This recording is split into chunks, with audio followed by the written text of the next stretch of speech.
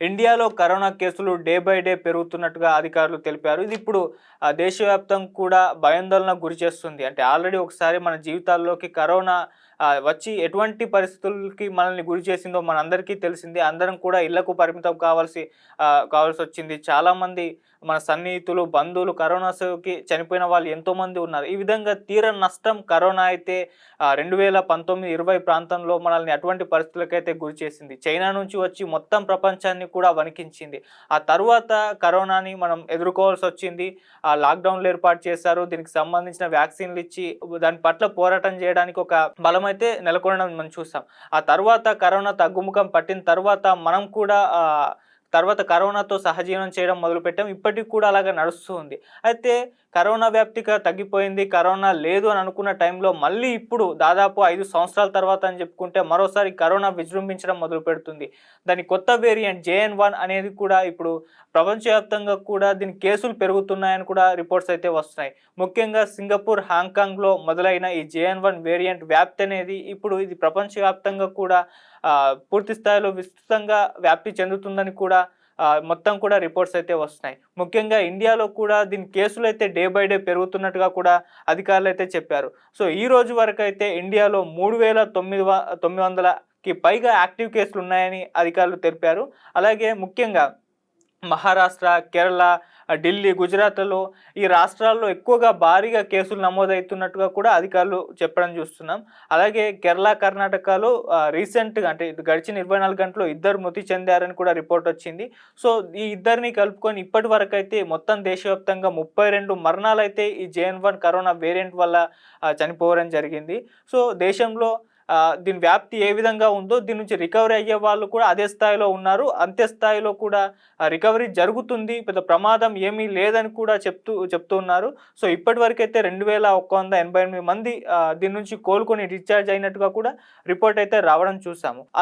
అలా ఒక రకంగా కరోనా ఇన్ఫెక్షన్లు పెరుగుతూ వస్తున్నాయి. మరోవైపు దీన్ని ధీటుగా ఎదుర్కొంటూ మరోసారి దీని నుంచి కూడా కోలుకున్న పర్సెంటేజ్ కూడా ఈక్వల్‌గా ఉన్నట్టుగా కూడా చెప్తున్నారు. సో అలాగే ఈ కరోనా కేసులు గడిచిన 24 గంటల్లో భారత్‌లో 360 ఇన్ఫెక్షన్లు కొత్తగా సోకాయని కూడా చెప్తున్నారు. ఈ రకంగా కరోనా విజృంభణ అయితే మరోసారి దేశంలో ఒక భయాందోళనకైతే గురి చేయడం చూస్తున్నాం. కంప్లీట్ మళ్ళీ లాక్‌డౌన్ ఏర్పడే పరిస్థితి ఏమన్నా వస్తుందా? మళ్ళీ అందరూ కూడా ప్రికాషన్స్ దీన్ని పాటించాల్సిన అవసరం ఉందా? అంటే సామాజిక దూరం వహించడం, లేకుంటే మాస్కులు పెట్టుకోవాలి, గ్యాదరింగ్ అనేది ఉండకూడదు. ఇటువంటి పరిస్థితులు అంటే దాదాపు లాక్‌డౌన్ అన్నట్టు ఇటువంటి పరిస్థితులు మళ్ళీ దేశంలో రాబోతున్నాయా అని చెప్పేసి విస్తృత స్థాయిలో దీని పట్ల చర్చ అయితే జరుగుతుంది. అయితే దేశంలో పూర్తిగా లాక్‌డౌన్ ఏర్పడే పరిస్థితి అయితే లేదు. కొన్ని ప్రాంతాల్లో అంటే కొన్ని రాష్ట్రాల్లో మాత్రమే దీని ప్రభావం, కరోనా ప్రభావం అయితే భారీ స్థాయిలో ఉంది. ఇంకొన్ని రాష్ట్రాల్లో పూర్తిగా కంట్రోల్‌లోనే ఉంది. సో దీని పట్ల భయపడాల్సిన అవసరం లేదని కూడా అధికారులు అయితే తెలియజేస్తున్నారు. సో ఇప్పటివరకు దేశంలో ఈ కరోనా వ్యాప్తి ఏ విధంగా ఉందని చూస్తే ముఖ్యంగా ఈ కరోనా JN.1 వేరియంట్ ఏది ఉందో దీని ప్రభావానికి గురైన స్టేట్ ఇండియాలో అయితే కేరళ అని చెప్తున్నారు. అంటే కేరళలో 1435 కేసులైతే ఇప్పుడు ప్రజెంట్ యాక్టివ్ కేసులు ఉన్నాయి. అంటే మొత్తం టోటల్ కేసులు చూసుకుంటే 3961 కేసులైతే అందులో ప్రధానంగా కేరళలో ఉన్న కేసులైతే 1435 అని చెప్తున్నారు. అలాగే మహారాష్ట్రలో 560 యాక్టివ్ కేసులు ఉన్నాయి. సో 24 గంటల్లో 7 కూడా మహారాష్ట్రలో చనిపోయారని చెప్పేసి వార్తలు వచ్చాయి. ఇక ఢిల్లీలో 483 యాక్టివ్ కేసులు, పశ్చిమ బెంగాల్లో 339 యాక్టివ్ కేసులు, గుజరాత్లో 338, తమిళనాడులో 199, ఉత్తరప్రదేశ్లో 149, ఒడిషాలో 12, పంజాబ్లో 6. సో దేశంలో అన్ని రాష్ట్రాల్లో ఈ విధమైన JN.1 వేరియంట్ యొక్క పరిస్థితి అయితే ఇలా ఉంది. సో ముఖ్యంగా దీన్ని పట్ల ఎక్కువ ప్రభావానికి గురైంది ఏదన్నా ఉందంటే కేరళను అత్యధికంగా 1435 కేసులైతే నమోదవ్వడం చూస్తున్నాం. ఆ తర్వాత మహారాష్ట్ర దీనికి ఎక్కువగా గురైంది. మహారాష్ట్రలో మరణాలు కూడా పెరుగుతున్నట్టుగా కూడా అంటే ఆ రిపోర్ట్స్ చూస్తే అర్థమైపోతుంది. ఇక మన తెలుగు రాష్ట్రాల విషయానికి వచ్చేసరికి ఏపీ, తెలంగాణలో ఈ JN.1 వేరియంట్ ప్రభావం అయితే చాలా తక్కువగా ఉందని చెప్తున్నారు. అంటే తెలంగాణలో జస్ట్ 3 యాక్టివ్ కేసులు అయితే ఉన్నాయి. సో దీన్ని నియంత్రణలోకి తెలంగాణలో తేవచ్చు, దీని వ్యాప్తిని కూడా తగ్గించవచ్చు అని చెప్పేసి కూడా చెప్తున్నారు. అలాగే ఏపీలో చూసుకుంటే 23 యాక్టివ్ కేసులు ఉన్నాయి. గడిచిన 24 గంటల్లో మరో 6 కొత్త కేసులు అయితే వచ్చాయని కూడా వార్తలు వచ్చాయి. సో తెలంగాణ కంటే ఏపీలో కాస్త ఎక్కువగా ఉన్నప్పటికీ 2 తెలుగు రాష్ట్రాల్లో కంట్రోల్లోనే ఉంది, ఇది చేజారిపోలేదు ఆ పరిస్థితి అని కూడా చెప్తూ ఉన్నారు.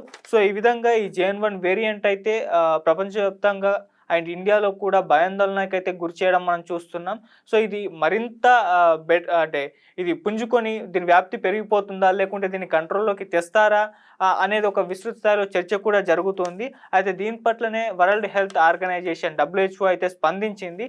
సో ఒకసారి WHO రియాక్షన్ ఏ విధంగా ఉందని చూస్తే, సో WHO ఏం చెప్పిందంటే, ప్రస్తుతం ఉన్న సమాచారం మేరకు ఇతర వేరియంట్లతో పోలిస్తే కంపేర్ చేస్తే ఇది తీవ్రమైన అనారోగ్యానికి దారితీస్తుందన్న సూచనలు అయితే కనబడడం లేదని వివరించింది. అంటే మిగతా వేరియంట్లు అప్పుడు 2019, 2020, 2021లో ఏ విధమైన వేరియంట్లు ఉండేవో వాటితో పోలిస్తే దీని ప్రభావం అయితే ఆ స్థాయిలో లేదు.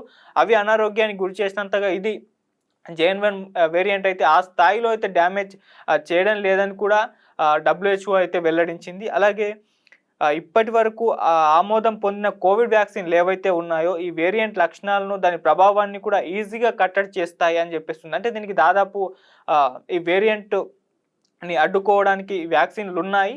సో ఇప్పటి వరకున్న ఈ వ్యాక్సిన్లన్నీ కూడా దీన్ని కట్టడి చేయగలమని చెప్పేసి కూడా WHO అయితే ఒక దీని పట్ల JN.1 వ్యాప్తి పట్ల అయితే స్పందించి ఈ రకంగా చెప్పింది. సో ఇది ఒక పాజిటివ్ రెస్పాన్స్. దీన్ని చూస్తే మరి భయాందోళనకు గురి కావాల్సిన అవసరం లేదు, కాస్త ప్రికాషన్స్ అయితే పాటించాల్సిందే అని కూడా చెప్తున్నారు. కాస్త ఈ కొత్త వేరియంట్ల పట్ల జాగ్రత్తగా ఉండాలి, ప్రికాషన్స్ పాటించాలి.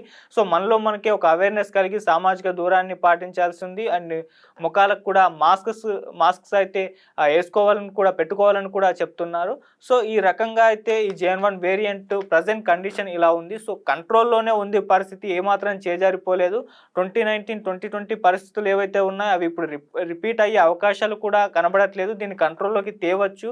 సో అప్పటితో పోలిస్తే ఇంకాస్త దీనిపైన మన కంట్రోల్ వచ్చేసింది. దీని పట్ల అవేర్నెస్ కలిగింది. వ్యాక్సిన్స్ ఏ విధంగా ఉన్నాయి, ఏ విధమైన ప్రికాషన్స్ తీసుకోవాలి దీన్ని కంట్రోల్లోకి తీసుకురావడానికి అన్న అవేర్నెస్ అందరిలో కూడా ఉంది. కాబట్టి ఇది లాక్డౌన్ వచ్చే పరిస్థితులకు దారితీసే ప్రమాదం అయితే కనబడడం లేదని కూడా చాలామంది అయితే చెప్తున్నారు. సో చూద్దాం మరి ఈ JN.1 వేరియంట్ ఏ స్థాయిలో విజృంభిస్తుందో, లేకుంటే మన వాళ్ళు దీన్ని ఏ స్థాయిలో కంట్రోల్ చేస్తారో. మరి సింగపూర్, హాంకాంగ్లో పరిస్థితి అయితే కాస్త దారుణంగా ఉందని చెప్తున్నారు. సో అటువంటి